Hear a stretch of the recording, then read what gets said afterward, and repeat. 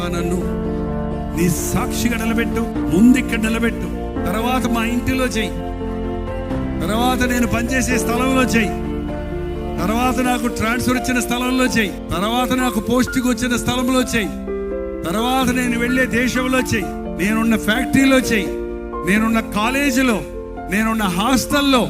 నేనున్న డిపార్ట్మెంట్లో, నేనున్న ప్రాంతంలో నన్ను చూచిన వారు వీడు క్రైస్తవుడు, క్రీస్తుని పోలి జీవించేవాడు, ఇతనికి క్రీస్తు తోడున్నాడు, ఇతడు రోష కలిగి జీవిస్తాడు,